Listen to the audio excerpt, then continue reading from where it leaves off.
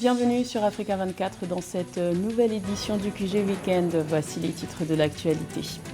Le Burkina Faso renforce les capacités opérationnelles de ses forces armées nationales. 1 milliard de dollars ont été investis en 2023 pour l'acquisition de matériel militaire dans le cadre de la lutte contre le terrorisme. La deuxième édition des Journées Pétrole se tient jusqu'à ce samedi 8 juin à Dubaï. L'occasion pour les acteurs africains des hydrocarbures d'échanger sur l'impact environnemental et social du contrat de partage de production sur les économies des pays producteurs de pétrole.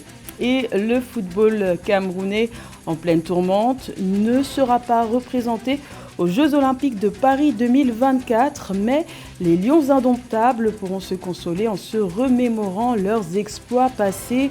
Nous reviendrons dans cette édition sur la médaille d'or remportée par la sélection camerounaise de football au JO de Sydney en 2000.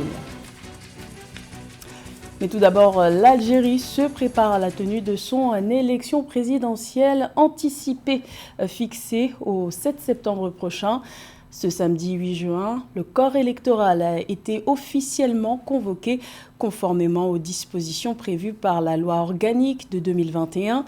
Les candidats à la magistrature suprême ont 40 jours pour déposer leur dossier auprès de l'autorité nationale indépendante des élections. Pour l'instant, 5 candidats sont déjà en lice pour ce scrutin, mais leur candidature doit encore être validée par l'organe en charge des élections. Le président sortant, Abdelmajid Tebboune, n'a pas encore annoncé ses intentions de briguer un second mandat, mais il a déjà reçu le soutien d'une coalition de partis politiques qui l'invite à être candidat à sa propre succession. La campagne électorale devrait débuter aux alentours du 14 août. Le Burkina Faso renforce son arsenal pour lutter contre le terrorisme. Les autorités ont annoncé avoir dépensé 1 milliard de dollars en 2023 pour l'acquisition de matériel militaire. Il faut rappeler que depuis leur prise de pouvoir en septembre 2022 sous la direction du capitaine Ibrahim Traoré, les militaires ont érigé la restauration de l'intégrité territoriale en priorité. Les explications de Samantha Saberou-Saboubanga. Engagé sur le front de la guerre contre le terrorisme, le Burkina Faso a investi 1 milliard de dollars, soit plus de 600 milliards de francs CFA, dans l'achat de matériel militaire en 2023. Une annonce faite le 6 juin 2024 par le ministre de l'économie, Aboubakar Nakanabou. Je vous remets officiellement les clés de ces engins tactiques et de génie. Prenez le temps nécessaire pour former l'équipage pour qu'il puisse être assez bien drillé pour l'emploi efficace de ces moyens-là. Et retenez que nous sommes dans un monde de prédation. Pour avoir la paix, il faut faire la guerre.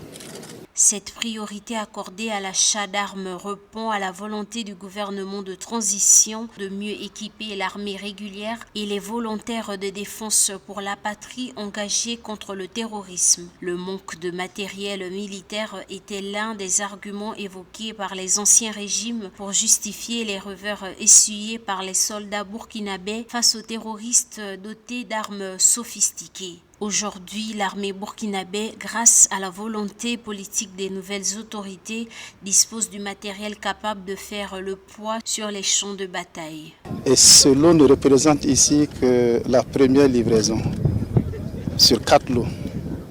Et en gros, nous sommes à environ 18 à 20% du matériel.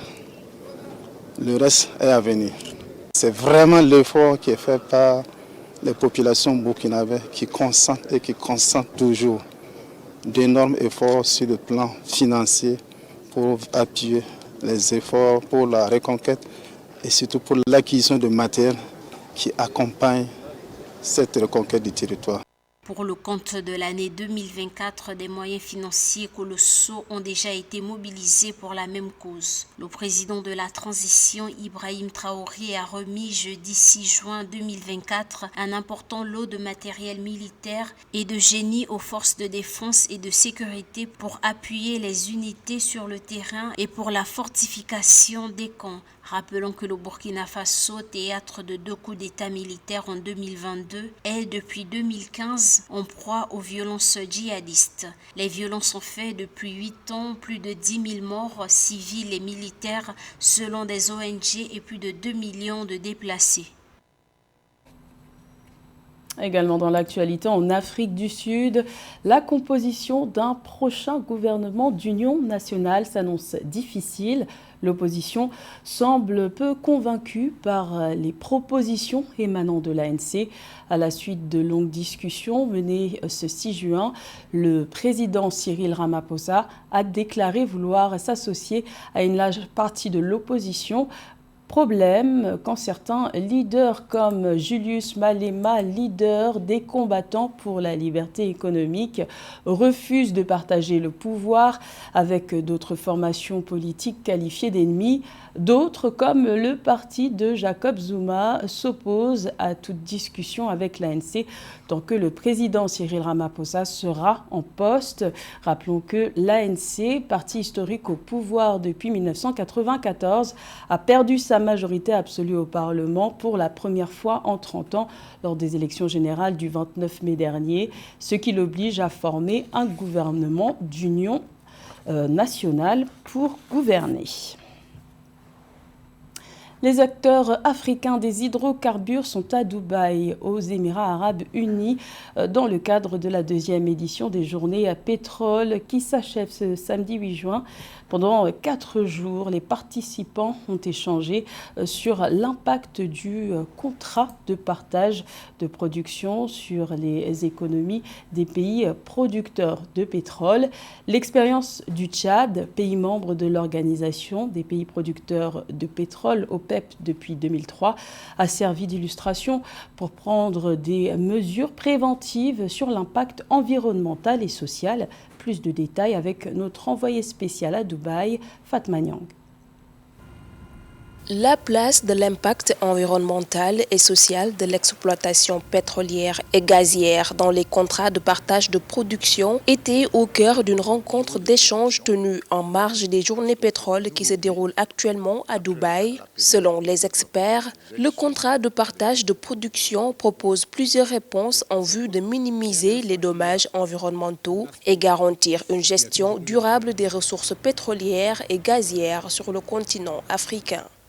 On a des dispositifs financiers et des dispositifs non financiers. Donc au titre des dispositifs financiers, il s'agit d'un certain nombre de mécanismes qui se traduisent par la constitution de fonds, tels que le fonds RES, le fonds de remise en état de site, qui est un fonds qui est en fait une sorte d'épargne qui est réalisé par l'opérateur et qui, à l'expiration de son contrat, est utilisé pour réhabiliter le site qui a servi à l'exploitation pétrolière. On a également le fonds d'atténuation de l'impact environnemental, qui lui, au contraire du fonds RES, est un fonds qui n'intervient pas à la fin des opérations, mais qui intervient pendant les opérations, pour pouvoir régler des problèmes de pollution, pour pouvoir sensibiliser les communautés, pour pouvoir mettre en place des projets de protection de la faune et de la flore. Néanmoins, malgré les initiatives ambitieuses proposées par le CPP pour gérer l'impact environnemental et social, des lacunes persistent. L'exemple du Tchad où les fonds initialement destinés à la restauration post-exploitation pétrolière se sont avérés insuffisants en est une parfaite illustration. Concernant le développement communautaire, le Tchad, au début, les compagnies ne s'intéressaient aux communautés locales qu'à travers un contact direct pour un décaissement direct d'indemnisation de dommages subis.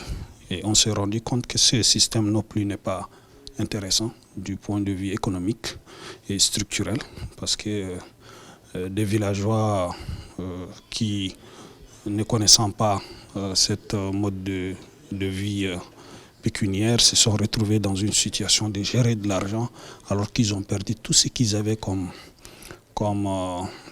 outil de vie, disons de subsistance.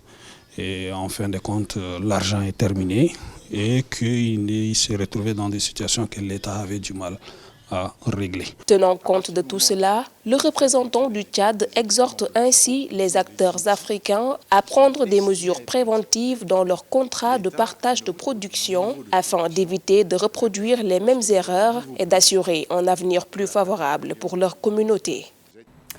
Un renforcement de partenariat entre deux pays d'Afrique de l'Ouest a été conclu le 5 juin. La Mauritanie a renouvelé pour 1 an la licence de pêche accordée au Sénégal. Ce sont au total 500 licences de pêche qui ont été renouvelées dans le cadre du protocole d'application de la Convention en matière de pêche et d'aquaculture signé il y a 23 ans entre les deux pays. Les précisions de Amenidji.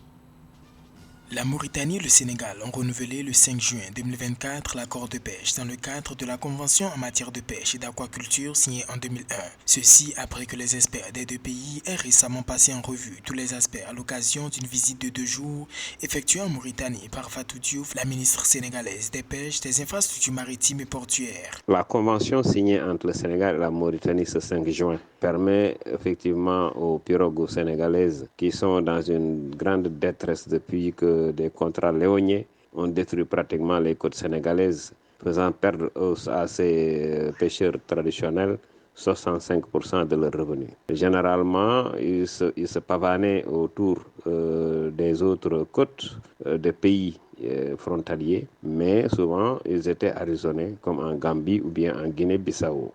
Grâce au protocole validant l'octroi annuel au Sénégal de 500 licences de pêche, les pêcheurs de Saint-Louis, ville sénégalaise située à la frontière maritime avec la Mauritanie, ont l'autorisation de capturer annuellement dans les eaux mauritaniennes 50 000 tonnes de poissons pélagiques, à l'exception du mulet et de la courbine, moyennant une taxe de 17 € par tonne. Je crois que donc ce contrat entre la Mauritanie et le Sénégalais est une véritable aubaine pour ces pirogues de pêche traditionnelle, permettant quand même d'avoir des revenus conséquents quand notre 700 côtes maritimes ne produisent pas suffisamment comme la Mauritanie. Je crois qu'il faudra maintenant penser à asseoir une véritable politique de pêche. On espère tout de même, au-delà de ces licences qui sont accordées, que le Sénégal puisse quand même, à l'image de la Mauritanie, pratiquer une véritable politique de pêche. La consommation annuelle de poissons par habitant au Sénégal est de 29 kg,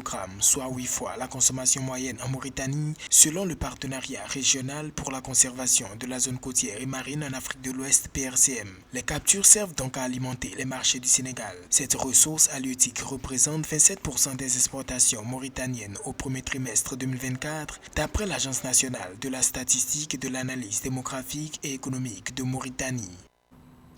Le constat est clair. Depuis 2020, les spécialistes ont observé des disparités importantes entre sous-régions africaines dans la réalisation des objectifs de développement durable ODD de l'agenda 2063 de l'Union africaine. Ce plan directeur qui vise à transformer l'Afrique en puissance mondiale de l'avenir souffre d'un déficit de financement. Les États africains peinent à mobiliser les 15% de leurs recettes intérieures préconisées pour la réalisation des ODD. Plus de détails avec Catherine Gombe. À mi-chemin de la mise en œuvre de l'agenda 2030, la plupart des pays africains peinent à atteindre les objectifs de développement durable ODD. En cause, la pandémie de coronavirus, les chocs extérieurs et crises endogènes, mais surtout le changement climatique. De l'avis des experts, l'absence de politique visant à accélérer les progrès vers les ODD d'ici à 2030 pourrait placer 492 millions de personnes dans une situation d'extrême pauvreté. Une situation qui interpelle les décideurs à mobiliser plus de 15% de leurs recettes intérieures pour combler le gap de financement des projets de mise en œuvre des ODD. Un gap financier estimé à 1 600 milliards de dollars par an jusqu'en 2030. Les États africains doivent faire leurs propres efforts, réaliser leurs propres efforts en mobilisant davantage de ressources internes. Comme vous savez, les pays africains mobilisent moins de 15% en moyenne de recettes internes par rapport à leur PIB, moins de 15% de leur PIB. Donc il est important, certains pays tombent même en dessous de 10%. Donc il est très important que les pays réalisent des efforts importants en termes de mobilisation des recettes intérieures. Les Nations Unies estiment que les ODD représentent d'énormes opportunités d'investissement et que leur réalisation pourrait ouvrir 12 000 milliards de dollars d'opportunités de marché et 380 millions d'emplois d'ici 2030. L'Afrique ne pouvant pas porter à elle seule le poids de cette démarche de financement, les partenaires multilatéraux au développement estiment que le continent devrait investir davantage dans les partenariats avec le secteur privé. Les recettes intérieures ne sont pas suffisantes pour faire face aux défis du développement. Il faut également l'apport de la communauté internationale, non seulement des marchés financiers internationaux, où les ressources sont relativement chères avec la hausse des taux d'intérêt. Donc il faudrait souhaiter un relâchement des conditions financières sur les marchés. Et pour cela, il faudrait évidemment que, notamment les credit rating agencies fassent davantage d'efforts et regardent vraiment de manière plus profonde les réalisations, les réformes que ces pays africains réalisent, y compris dans le cadre de leurs réformes, de leur programme avec le Fonds monétaire. Bien que le financement soit une entrave majeure, certains États africains ont fait des progrès significatifs dans les domaines de l'eau et de l'assainissement notamment, en améliorant l'accès à des services d'eau potable. C'est le cas de l'Égypte et de la Tunisie.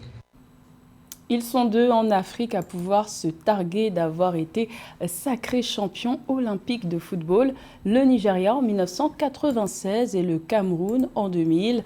Un souvenir indélébile pour les Lions indomptables qui ne sont pas parvenus à se qualifier pour les Olympiques de Paris 2024 qui débutent dans quelques semaines. Retour sur cette période glorieuse du football camerounais, bien loin de la tourmente actuelle avec Narcisse Oum. 24 ans après le titre olympique du Cameroun remporté face à l'Espagne après 2 buts partout au temps réglementaire et 5-3 au tir au but, Pierre Womelin semble toujours sous les nuages quand il retrace le parcours des Lions indomptables en Australie. Âgé à l'époque de 21 ans, Pierre et ses coéquipiers Samuel Eto'o et Tamemaye Lorraine, Jérémy Njitap ont remporté 6 mois plus tôt la Coupe d'Afrique des Nations au Nigeria et le titre olympique ne figure pas parmi les objectifs des poulains de l'entraîneur Jean-Paul Akono. De jouant tous les pronostics en quart de finale, le Cameroun triomphe du Brésil d'Alex, de Lucio, de Ronaldinho, devant un public estimé à 40 000 supporters, survolté au stade Brisbane Cricket Ground. C'était énorme, parce qu'au fur et à mesure qu'on avançait en poule déjà, et ensuite en quart et en demi, on croyait sans croire. Ça veut dire qu'on avançait, mais on se disait, est-ce que nous allons vraiment avoir la médaille qu'il faut? Celle qu'il faut était là. Mais nous sommes arrivés à obtenir ce que nous voulions à l'époque. Très jaloux de sa médaille d'or, le champion olympique reste néanmoins dessus de la non-qualification des Lions indomptables aux prochains Jeux olympiques 2024, prévu du 26 juillet au 11 août 2024 à Paris, en France. Ça a été difficile d'accepter que nous ne sommes pas qualifiés pour. Mais bon, c'est que dans le sport où ça passe ou ça ne passe pas. Donc, en tant que sportif de haut niveau, je pris ça avec beaucoup de tact. La médaille elle est toujours là, bien gardée, bien conservée. Elle est toujours là, bien gardée dans un coffre-fort. Bien conservée surtout, et bien gardée. L'ancien Lions indomptable qui œuvre aujourd'hui à la promotion et au développement du football local caresse le doux rêve que la génération actuelle, bien que ne prenant pas part au J au Paris 2024, réécrive en lettres d'or l'histoire du football camerounais. C'était le journal de la rédaction. Merci de l'avoir suivi. L'information continue sur Africa 24.